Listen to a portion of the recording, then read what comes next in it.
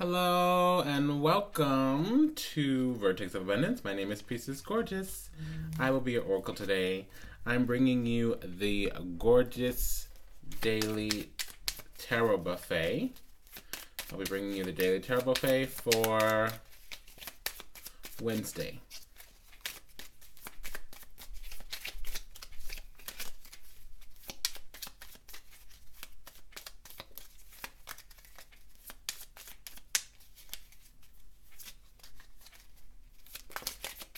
I believe Wednesday's the 21st.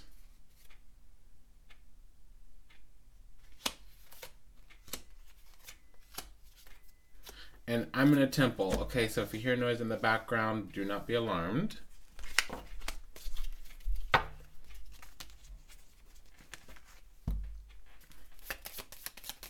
And again, we're going to continue on with the La Temperanza spread.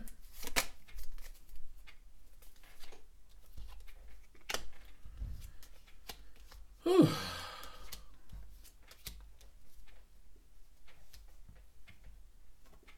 This seems very focused, so I don't know what happened to me, but when I opened up the energy, my brain was like, wow. Normally I'm very talkative, and for some reason it's on to business here, so let's get this done. And I'm hearing that salt and pepper song. Salt and pepper's here, you know. Salt and but pick up on this or pull up on this, or my brain's not perceiving everything. All right. So this is about moving on, moving forward. But basically, there's a need for maturity here, emotional maturity especially. It can be some pilgrimage of some kind, and I'm definitely picking up on pilgrimage. The reason being is because there's been a dark journey of the soul completed, and we're still living in a little bit of confliction. So on the menu today may be relationships, but if it's relationship, it's somebody who walked on, okay, and they're returning.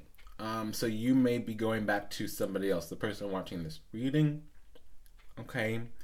And if it's that, you were kind of ice cold, and now either you got a slap across the face from karmic justice. To a lesser degree, if you're doing this yourself, you may be falling on your sword, or you may have been deeply withdrawn or discerning, and now you need to be much more open-hearted, much more kind of well, I'm seeing tears, and that can happen sometimes. A very kind of antiquated read for the Queen of Swords in reverse is the Ice Queen finally sheds a tear. Now I'm picking up on that, but it's only for a few people. So there's several things here. We're going to talk about it. This may be a slightly longer daily tarot buffet, but there's not a lot on the menu here. I'm getting a little bit of work, maybe money, collectively, but it's for the relationship. So there's finally a mutual beneficial needs exchange. Somebody needed independence, probably you, the person watching this reading. Collectively, what it is that a person's going on a journey to expedite some of the shadow natures that have been there for a while. And it may be to build with a person who there's been some karma with, and it wasn't quite like a deeply karmic soulmate. It was really a catalytic soulmate. Now, there's always karma inherent in soulmate relationships. It seems like some of the shadow's been expedited, and this is someone now finally turning into a life partner. And I'm seeing that. Collectively, it does seem like we're going to be building some life partner, because these people, if it is a couple, they've been through everything together, lifetime after lifetime. So they're finally built up enough where they can make it a life partnership here. Now, this is somebody who walked away and now needs to come back, because for a time they were conflicted.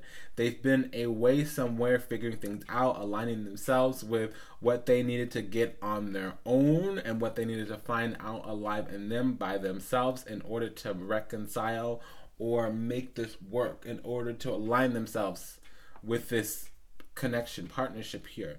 Now, I'm also detecting that there's a little bit of an epiphany or some type of like, oh wow, inciting incident here, because it seems like they were up until recently unaware that this was the person for them.